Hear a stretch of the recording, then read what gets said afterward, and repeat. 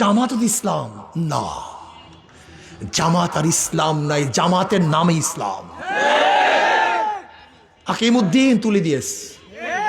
আমি আশ্চর্য হয়ে যাই যে জামাত বলছে সৎ লোকের শাসন চাই, আল্লাহর আইন চাই। আমাকে দেখান তো এইবার কোন জায়গায় আমির সাহেব আল্লাহর আইন চাই একটা বক্তৃতা করছে কিনা দেখান তো। হ্যাঁ, চিন্তা করতে পারছেন? আমাকে দেখান তো। জামাতের বন্ধুরা, দুই করে করজোরে হাত ধরে বলছি, তোমরা আমাদের উপর অপবাদ শুনছো। দেখো, জামাতের চেয়ে মিথ্যা বলার লোক গোটা দুনিয়ার মধ্যে দ্বিতীয় আছে বলে আমার মনে হয় না।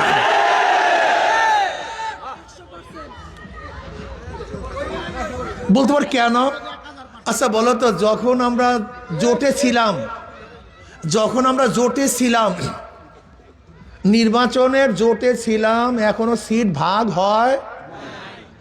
যখনই নমিনেশন পেপার সাবমিট করছে, প্রত্যেক জায়গায় প্রত্যেক প্রার্থী বলছে আমরা পাইছি এখানে, প্রত্যেক জায়গায়, অথচ ভাগই হয়নি, তাহলে আমরা পাইছি। এরকম ঢাকা কাঁচা মিথ্যা বলার লোক গোটা দুনিয়াতে আছে বলে আমার জানা নেই।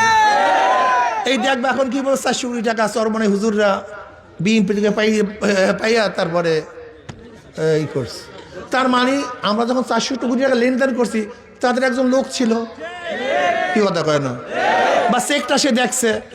আপনার তাদেরকে বলেন, ভাই যে লেনদেন করছে ছবিটা দেখান, যেহেতু আপনি ছিলেন, অথবা যে চেকে লেনদেন রয়েছে চেকের নাম্বারটা দেন। আল্লাহ আমাদের মাফ করে দেন। শোনেন, আমি স্পষ্ট বলছি, ভালো মতো লিখে রাখেন।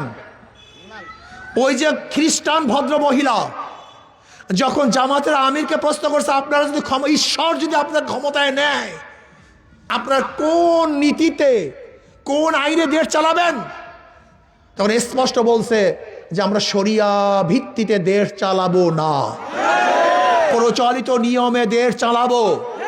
এবং ব্যাখ্যাকারী স্পষ্ট বলছে যে হ্যাঁ, আমির সাহেব বলেছেন আমরা প্রচলিত আইনে দেশ পরিচালনা করব। যদি প্রচলিত নিয়মেই দেশ পরিচালিত করি, তাহলে আওয়ামী লীগ দোষটা কি করছে? বিএনপির দোষটা কি?